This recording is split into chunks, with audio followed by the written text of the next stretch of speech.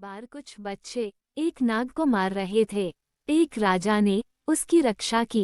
राजा पर प्रसन्न हो नाग ने उस राजा को जानवरों की भाषा समझने और बोलने का वर प्रदान किया था, किंतु उसे यह चेतावनी भी दी थी कि यदि वह उस बात की चर्चा यदि कभी भी किसी से करेगा तो उसके प्राण चले जाएंगे।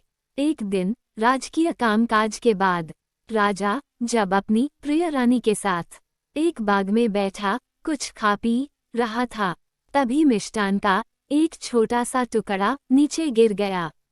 थोड़ी देर में वहां एक चींटी पहुंची और उस टुकड़े को देख खुशी से चिल्ला उठी, अरे वाह! इतना बड़ा मिष्टान जो एक पूरी बैलगाड़ी में भी नहीं समा सकता। फिर वह उस टुकड़े को उठा ले जाने की चेष्टा करने लगी। चींटी की बात सुन राजा को हंसी आ गई और वह मुस्करा उठा। राजा की रहस्यमयी मुस्कान को देख रानी ने समझा कि उसके श्रृंगार में शायद कोई त्रुटि रह गई थी।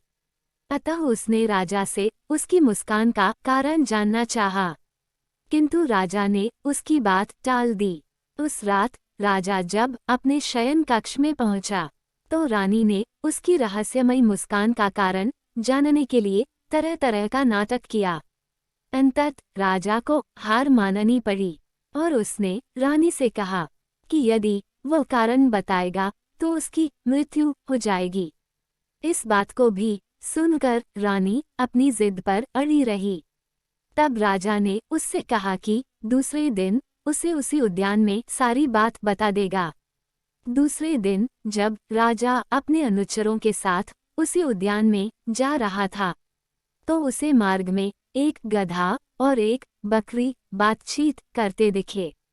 पास पहुंचने पर राजा ने सुना कि वह बकरी गधे से कह रही थी, गधे, तुम तो मूर्ख हो, किंतु आज मैंने जाना कि ये राजा तुमसे भी बड़ा मूर्ख है। राजा को बकरी की बात से बड़ा आश्चर्य हुआ। वह बकरी से पूछ बैठा कि आखिर वह उसे बड़ा मूर्ख क्यों समझती है। बकरी ने राजा से कहा, हे राजन, आज तुम प्रसन्नतापूर्वक अपनी रानी को खुश करने के लिए अपने जीवन का बलिदान कर रहे हो, किंतु जब वह रानी तुम्हारी मृत्यु के बाद तुम्हारी समस्त संपत्ति की अधिकारिणी हो किसी दूसरे व्यक्ति के साथ जीवन का आनंद उठाएगी तो क्या तब भी तुम प्रसन्न रहोगे। बकरी की बात सुनकर राजा का विवेक जाग उठा। वह अपने जीवन का मूल्य समझने लगा। जब राजा बाग पहुंचा तो उसने रानी से कहा, रानी, मैं तुम्हें अपनी मुस्कान का कारण बताने को तैयार हूँ, किंतु एक शर्त है। तुम्हें 100 कोड़े खाने पड़ेंगे, क्योंकि भेद बताने पर मेरे तो प्राण तत्काल निकलेंगे। रानी ने समझा राजा तो उसे बहुत प्यार करता था, उस पर झूठ मूठ में कोड़े बरसाए जाएंगे, अतः वह कोड़े खाने को तैयार हो गई। तब राजा ने अपने एक सिपाही से पूरी शक्ति के साथ रानी पर कोड़े बरसाने को कहा। सिपाही ने तब रानी पर पूरी शक्ति से कोड़े बरसाए। जैसे ही कोड़े वाले ने रानी को एक कोड़ा मारा, वह चीख उठी, आ, बहुत दर्द होता है, मुझे कोड़े से नहीं मारो, मुझे राजा के मुस्कान का रहस्य भी नहीं जानना है। तब राजा ने कोड़े वाले से कहा कि वह और जोर से रानी पर कोड़े बरसाए, क्योंकि उसे अपने पति की मौत स्वीकार थी, किंतु एक कोड़े की चोट भी नहीं।